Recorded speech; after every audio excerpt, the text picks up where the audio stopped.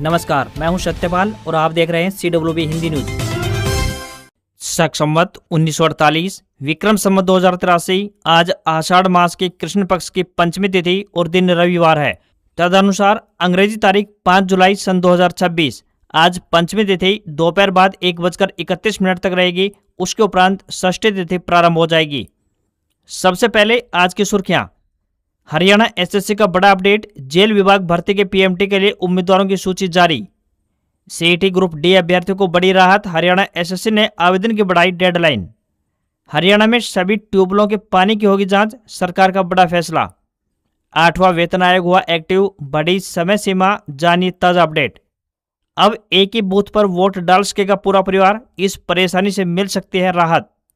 21 जुलाई को दिल्ली कूच करेंगे हरियाणा के किसान, अमेरिका से डील के खिलाफ करेंगे प्रदर्शन। एस्टेट की पहले दिन की परीक्षा संपन्न, आज यानी रविवार को होगा लेवल 2 का एग्जाम। हरियाणा सरकार का बड़ा फैसला, श्रमिकों को मिलेगी देश में सबसे अधिक दिहाड़ी, भुगतान में देरी करने पर अफसरों को 10,000 रुपये तक लगेगा जुर्माना। डबल इंजन होने के बावजूद बीजेपी सरकार गांवों को पानी देने में पूरी तरह फेल, चानौत धरने में जमकर बरसी कुमारी शैलजा। हरियाणा रोडवेज ने बदले नियम, AC और सुपर लग्जरी बसों में कर्मचारियों की फ्री एंट्री पर लगी रोक। UG दाखिले का संशोधित शेड्यूल जारी हुआ, 12 जुलाई तक होंगे ऑनलाइन आवेदन। हरियाणा में गुरुग्राम, सोनीपत समेत 13 शहरों में बनेंगे नए सेक्टर, 33,000 एकड़ जमीन खरीदने जा रही है सरकार। वैभव सूर्यवंशी इंटरनेशनल डेब्यू करने वाले सबसे युवा भारतीय क्रिकेटर बने। 15 साल 99 दिन में इंग्लैंड के खिलाफ मैदान में उतरे, 14 रन बनाकर पेविलियन लौटे, इंग्लैंड 4 विकेट से जीता। और टेलीग्राम पर फिल्में और वेब सीरीज अब फ्री में नहीं मिलेंगी, सरकार बोली 15 दिन में पायरेटेड कंटेंट हटाएं। और अब खबरें विस्तार से।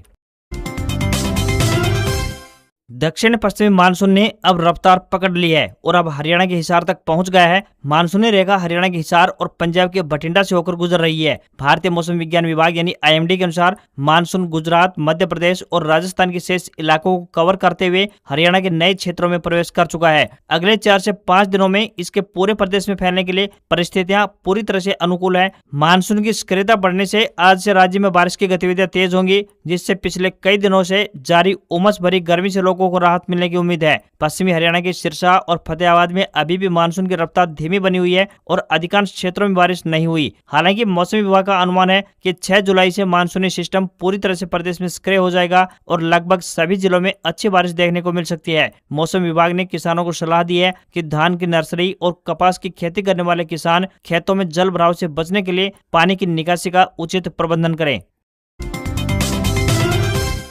हरियाणा सरकार ने इस साल 1,40,000 एकड़ जमीन को सेम यानी जल भराव की समस्या से मुक्त करने का लक्ष्य तय कर रखा है। इसके लिए पहली बार वैज्ञानिक योजना और सैटेलाइट के जरिए नियमित निगरानी की व्यवस्था की तैयारी की जा रही है, ताकि भविष्य में यह समस्या दोबारा पैदा न हो। इसके साथ ही जिन जिलों में यूरिया की खपत अधिक है, वहां मिट्टी परीक्षण की रिपोर्ट का गहराई से अध्ययन किया जाएगा। इससे यह पता लगाया जा सकेगा कि फसलों को वास्तव में नाइट्रोजन की जरूरत है या फिर किसान आवश्यकता से अधिक यूरिया का उपयोग कर रहे हैं। मुख्यमंत्री नायब सिंह सैनी ने समीक्षा करते हुए अधिकारियों को निर्देश दिए हैं कि इसके आधार पर किसानों को संतुलित उर्वरक उपयोग करने के लिए जागरूक किया जाए। साथ ही खेती में आधुनिक तकनीक, कम लागत व बेहतर बाजार व्यवस्था के जरिए किसानों की आय बढ़ाने पर विशेष ध्यान दिया जाए। इसके साथ ही प्रदेश में 15 लाख सोयल हेल्थ कार्ड जारी करने का लक्ष्य तय किया गया है। प्राकृतिक और जैविक खेती को बढ़ावा देने पर भी जोर दिया गया। मुख्यमंत्री ने पंजाब सीमा से लगते जिलों में रिपर सहित आधुनिक कृषि मशीनें उपलब्ध करवाने और किसानों को इनके उपयोग के लिए प्रोत्साहित करने के भी निर्देश जारी किए।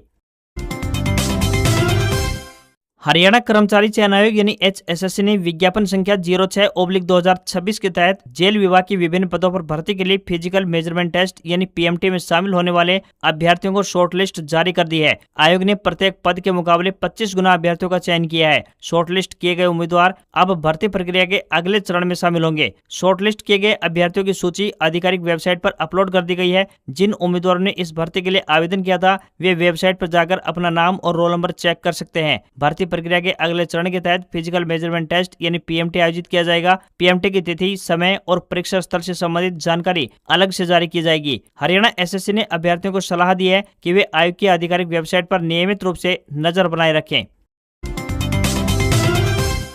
हरियाणा में कई परिवारों को चुनाव के दिन अलग अलग मतदान केंद्रों पर जाकर वोट डालना पड़ता है। अब इस परेशानी से राहत मिल सकती है। हरियाणा निर्वाचन विभाग ने ऐसी व्यवस्था शुरू की है जिसके तहत यदि परिवार के सदस्य चाहें तो अपने नाम एक ही मतदान केंद्र की मतदाता सूची में दर्ज करवा सकते हैं। इसके लिए 21 जुलाई से लेकर 20 अगस्त 2026 के बीच फॉर्म नंबर 8 भरकर आवेदन करना होगा। यदि कोई परिवार चाहता है कि उसके सभी पात्र सदस्यों के नाम भविष्य में एक ही मतदान केंद्र पर हो तो प्रारंभिक मतदाता सूची 2026 के प्रकाशन के बाद दावे और आपत्तियों की अवधि में फॉर्म 8 भरकर मतदान केंद्र बदलने का अनुरोध किया जा सकता है। आवेदन स्वीकार होने पर सभी सदस्यों के नाम एक ही बूथ पर दर्ज किए जा सकेंगे। मुख्य निर्वाचन अधिकारी ने बताया कि मतदाता सूची से जुड़ी किसी भी जानकारी या सहायता के लिए मतदाता अपने क्षेत्र के बीएलओ से संपर्क कर सकते हैं। निर्वाचन आयोग का टोल फ्री नंबर 1950 यानी 1950 भी मदद के लिए उपलब्ध है। निर्वाचन विभाग ने मतदाताओं से आग्रह किया है कि प्रारंभिक मतदाता सूची प्रकाशित होने के बाद अपने नाम, पता और अन्य विवरणों की जांच अवश्य करें। किसी प्रकार की त्रुटि यानी गलती होने पर निर्धारित अवधि के दौरान उसमें सुधार करवाया जा सकता है। हरियाणा के ग्रामीण मजदूरों के लिए शुरू की गई विकसित भारत रोजगार एवं आजीविका मिशन योजना के तहत अब श्रमिकों को देश में सबसे अधिक यानी 409 रुपए प्रतिदिन की दिहाड़ी मिलेगी। इसके साथ ही मजदूरी का भुगतान 7 दिनों के भीतर सुनिश्चित किया जाएगा तथा भुगतान में लापरवाही बरतने वाले अधिकारियों पर 10,000 रुपए तक का जुर्माना लगाया जाएगा। आयुष विश्वविद्यालय कुरुक्षेत्र में आयोजित कार्यक्रम में कैबिनेट मंत्री कृष्णलाल पंवार ने योजना का शुभारंभ करते हुए कहा कि हरियाणा देश का पहला राज्य है जहाँ जी राम जी योजना के तहत श्रमिकों को 409 रुपए दिन की मजदूरी दी जाएगी। इससे पहले मजदूरी 400 रुपए निर्धारित की गई थी। उन्होंने कहा कि योजना के तहत श्रमिकों को वर्ष में 125 दिनों तक रोजगार उपलब्ध करवाया जाएगा। साथ ही मजदूरी के भुगतान की अवधि 15 दिन से घटाकर अब 7 दिन कर दी गई है ताकि मजदूरों को समय पर उनकी मेहनत का भुगतान मिल सके। उन्होंने कहा कि योजना के तहत श्रमिकों को वर्ष में 125 दिनों तक रोजगार उपलब्ध करवाया जाएगा। साथ ही मजदूरी के भुगतान की अवधि 15 दिन से घटाकर 7 दिन कर दी गई है ताकि श्रमिकों को समय रहते उनकी मेहनत का भुगतान मिल सके। हरियाणा कर्मचारी चयन आयोग यानी HSSC ने CET ग्रुप डी भर्ती के लिए ऑनलाइन आवेदन की अंतिम तिथि बढ़ा दी है। आयोग की ओर से जारी नोटिफिकेशन के अनुसार अब अभ्यर्थी 5 जुलाई रात 11:59 तक आवेदन कर सकेंगे। पहले आवेदन की अंतिम तिथि 3 जुलाई तय की गई थी। अब उम्मीदवारों को आवेदन के लिए आज का अतिरिक्त समय मिल गया है। आयोग के अनुसार ऑनलाइन आवेदन करने वाले अभ्यर्थी 8 जुलाई रात 11:59 तक आवेदन शुल्क जमा करवा सकते हैं। वहीं आवेदन पत्र में किसी भी प्रकार की सुधार या संपादन के लिए 9 जुलाई से लेकर 11 जुलाई रात 11:59 तक का समय निर्धारित किया गया है। CET ग्रुप डी के लिए आवेदन प्रक्रिया 19 जून से प्रारंभ हुई थी। हरियाणा SSC चेयरमैन हिम्मत सिंह ने बताया कि अब तक CET ग्रुप डी के लिए 13,12,989 अभ्यर्थियों ने रजिस्ट्रेशन करवाया है। इनमें से 10,84,621 उम्मीदवार अपने आवेदन फॉर्म को फाइनल सबमिट भी कर चुके हैं। हरियाणा रोडवेज की HVAC यानी हीटिंग, वेंटिलेशन और एयर कंडीशनिंग तथा सुपर लग्जरी AC बसों में रोडवेज कर्मचारी और अधिकारी अब मुफ्त यात्रा नहीं कर पाएंगे। इन बसों में बगैर टिकट यात्रा करते पाए जाने वाले परिवहन विभाग के कर्मचारियों और अधिकारियों पर विभागीय कार्रवाई की जाएगी। परिवहन निदेशालय ने बिना टिकट यात्रा करने वाले अधिकारियों और कर्मचारियों के खिलाफ सख्ती के निर्देश जारी किए हैं। भेजे पत्र में कहा गया है कि मुख्यालय के स्पष्ट निर्देशों के बावजूद कुछ अधिकारी और कर्मचारी इन बसों में बिना टिकट यात्रा कर रहे हैं जो नियमों के खिलाफ है। रियायती और निःशुल्क यात्रा के लिए निर्धारित श्रेणियों को छोड़कर किसी भी व्यक्ति या फिर यहां तक कि हरियाणा रोडवेज के अधिकारी और कर्मचारी भी इन बसों में अब मुफ्त यात्रा के पात्र नहीं होंगे। सभी को निर्धारित किराया देकर ही टिकट लेना अनिवार्य है। हरियाणा उच्च शिक्षा विभाग ने शैक्षणिक सत्र 2026-27 के लिए स्नातक यानी UG पाठ्यक्रमों में प्रवेश का संशोधित कार्यक्रम जारी कर दिया है। विभाग की ओर से जारी पत्र के अनुसार अब छात्र दाखिले के लिए 12 जुलाई तक ऑनलाइन माध्यम से आवेदन कर पाएंगे। पहली मेरिट सूची 21 जुलाई को तो दूसरी मेरिट सूची 28 जुलाई को जारी होगी। इसके बाद भी खाली सीटों के लिए अगस्त में फिजिकल काउंसलिंग का अवसर मिलेगा। संशोधित कार्यक्रम के अनुसार ऑनलाइन एडमिशन पोर्टल पर विद्यार्थियों का पंजीकरण 12 जुलाई तक होगा। ऑनलाइन पत्र में OTP आधारित संशोधन 13 जुलाई तय किया गया है। साथ ही कॉलेजों की ओर से ऑनलाइन दस्तावेजों का सत्यापन और आपत्तियों का निपटारा 18 जुलाई तक किया जा सकेगा। यदि किसी आवेदन में कोई कमी या फिर आपत्ति होगी तो उसकी सूची 14 जुलाई को प्रदर्शित की जाएगी। 21 जुलाई को पहले मेरिट सूची जारी होगी। इसके आधार पर प्रथम चरण की काउंसलिंग शुरू होगी। 23 से 27 जुलाई तक प्रथम काउंसलिंग के तहत फीस जमा करवाने का मौका मिलेगा। वहीं 28 जुलाई को दूसरी मेरिट लिस्ट जारी होगी। 30 जुलाई से लेकर 3 अगस्त तक फीस जमा करने का मौका मिलेगा। तीसरे चरण में 4 अगस्त को खाली सीटों के लिए फिजिकल काउंसलिंग होगी।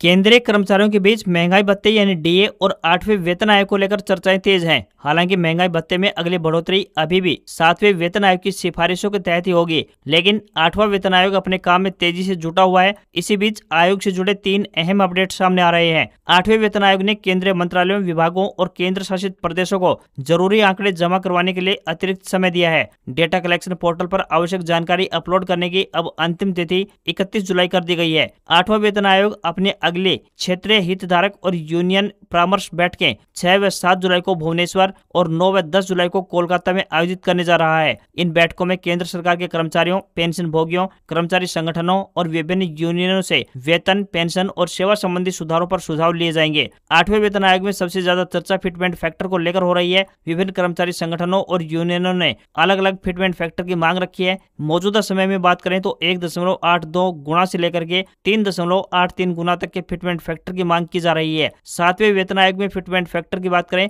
तो 2.57 तय किया गया था, जबकि 6ठे वेतन आयोग में यह 1.86 था।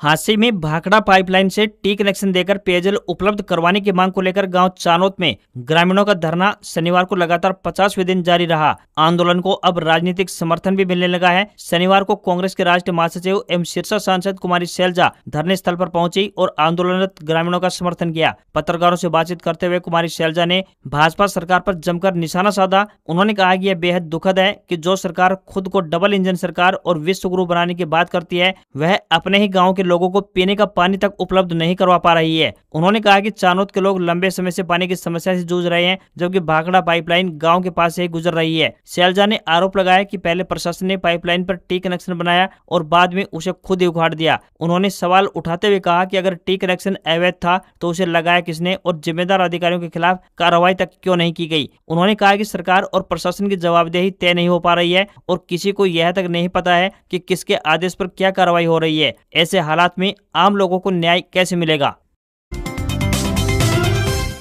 केंद्र सरकार की अमेरिका से डील के विरोध में किसान 21 जुलाई को दिल्ली कूच करेंगे। इसके लिए किसान संगठन गांव-गांव जाकर समर्थन जुटा रहे हैं। 15 जुलाई को किसान जिला स्तर पर भी प्रदर्शन करेंगे। चंडीगढ़ के किसान भवन में बैठक के बाद किसान संगठन गांव में सक्रिय हो गए हैं। किसानों का कहना है कि यदि अमेरिका से डील हुई तो खेती संकट में पड़ जाएगी और बड़े घरानों का कब्जा हो जाएगा। दिल्ली में किसान इस डील के खिलाफ एकजुट होकर आवाज उठाएंगे। इस विरोध में देश भर के किसान संगठन शामिल होंगे, जिससे किसानों में उत्साह है। पंजाब के गाँव में भी जाकर न्योता दिया जा रहा है। भाकियू ने अंबाला हिसार हाईवे पर कई बार ट्रैक्टर मार्च निकाला है। किसान नेता गुरनाम सिंह फौजी और जर्नैल सिंह मल्ली का कहना है कि एकजुटता से ही किसान और किसानी बचेगी। अगले सप्ताह डेरों पर बसे परिवारों के बीच पहुंचकर नुक्कड़ सभाएं आयोजित की जाएंगी। भारतीय वायुसेना फैमिली वेलफेयर सेंटर रेसकोर्स नई दिल्ली द्वारा पार्ट टाइम स्वीपर के पदों पर ऑफलाइन माध्यम से आवेदन आमंत्रित किए गए हैं। इच्छुक उम्मीदवार निर्धारित तिथि तक आवेदन कर सकते हैं। भर्ती ऑफलाइन माध्यम से होगी। अभ्यर्थियों का चयन निर्धारित प्रक्रिया के तहत किया जाएगा। इन पदों के लिए उम्मीदवार 10वीं पास होने चाहिए। आवेदन करने की अंतिम तिथि 15 जुलाई है। सभी वर्गों के लिए आवेदन निःशुल्क रखा गया है। न्यूनतम आयु 18 वर्ष तय की गई है। सैलरी 9,000 रुपए पर मंथ मिलेगी।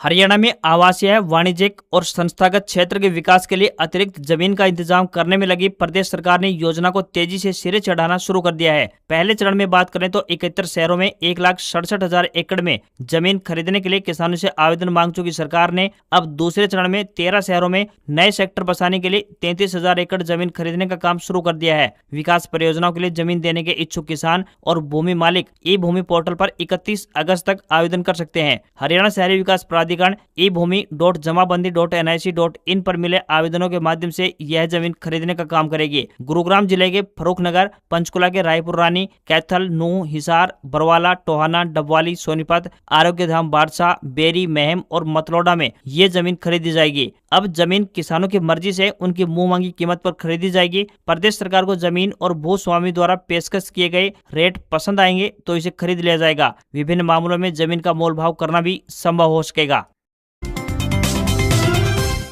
हरियाणा में सरकार सभी ट्यूबवेलों के पानी की जांच करवाएगी। इसके तहत carbonate, bicarbonate, calcium, magnesium, sodium chloride सहित अन्य आवश्यक रासायनिक तत्वों और जल गुणवत्ता मानकों का परीक्षण होगा। जांच रिपोर्ट के आधार पर किसानों को खेत और पानी की गुणवत्ता के अनुरूप फसल लगाने के लिए भी प्रेरित किया जाएगा। मुख्यमंत्री नायब सिंह सैनी ने समीक्षा बैठक में कहा कि ट्यूबवेल के पानी की जांच की प्रक्रिया तुरंत शुरू की जाए ताकि किसानों को समय पर वैज्ञानिक सलाह उपलब्ध करवाई जा सके। नमूनों की मुफ्त जांच की जाएगी। पूरी व्यवस्था को मेरी फसल मेरा ब्यौरा पोर्टल से जोड़ा जाएगा ताकि प्रत्येक नमूने का रिकॉर्ड, उसकी जांच रिपोर्ट और उससे संबंधित कृषि परामर्श डिजिटल रूप से उपलब्ध हो सके। परीक्षणों के आधार पर किसानों को बताया जाएगा कि उनके पानी की गुणवत्ता के अनुसार कौन सी फसलें उपयुक्त रहेंगी, किन फसलों से बचना चाहिए और किस प्रकार के पोषक तत्व संबंधी कमी या फिर जल गुणवत्ता की स्थिति में कौन सी कृषि पद्धति अपनाई जानी चाहिए। किसान अपने नलकूप का सैंपल अपने नजदीकी लैब में ले जाकर कभी भी जाकर इसका परीक्षण करवा सकते हैं। प्राकृतिक और जैविक खेती करने वाले किसानों को 10,000 रुपए एकड़ सालाना प्रोत्साहन राशि भी दी जाएगी। साथ ही प्राकृतिक खेती अपनाने वाले किसानों को देसी गाय खरीदने के लिए 30,000 रुपए तक की वित्तीय सहायता भी दी जा रही है। अब आप अपने सोने को बैंक लॉकर की तरह ज्वेलर्स यानी कि सराफा व्यापारी के पास भी जमा करवा सकेंगे। खास बात यह है कि इसको लेकर आपको 2.5% तक का ब्याज भी मिल सकता है। मीडिया रिपोर्ट्स के मुताबिक सरकार अगले 2 हफ्तों में एक नई और एक अपडेटेड गोल्ड मोनेटाइजेशन स्कीम का ऐलान कर सकती है। नई स्कीम में देश भर के सराफा व्यापारियों को कलेक्शन पार्टनर्स के रूप में शामिल किया जा सकता है, जिससे वे आम लोगों से सोना जमा कर सकेंगे। इससे पहले सिर्फ बैंकों को ही सोना जमा करने की अनुमति थी। सरकार का यह कदम प्रधानमंत्री नरेंद्र मोदी की उस अपील के बाद आया है जिसमें उन्होंने देश के लोगों से 1 साल तक सोना न खरीदने की बात कही थी। मीडिया रिपोर्ट्स के मुताबिक अगर भारतीय परिवारों के पास मौजूद कुल सोने का सिर्फ 5% हिस्सा भी इस नई स्कीम में जमा होता है तो इससे देश के बाजार में तकरीबन 90 अरब डॉलर की नकदी आ सकती है। इससे भारत को 2 साल तक बाहर से सोना नहीं मंगाना पड़ेगा। साथ ही डॉलर की मांग घटेगी और भारतीय रुपया मजबूत होगा। भारतीयों के पास इतना सोना है कि अमेरिका और चीन को छोड़कर दुनिया भर के लगभग हर देश की सालाना GDP से कहीं ज्यादा है। आज खबरों में इतना ही। देखते रहिए आपका अपना हरियाणा का सबसे बेहतरीन news channel CWB Hindi news. नमस्कार। इसी आशा के साथ आपका दिन शुभ रहे।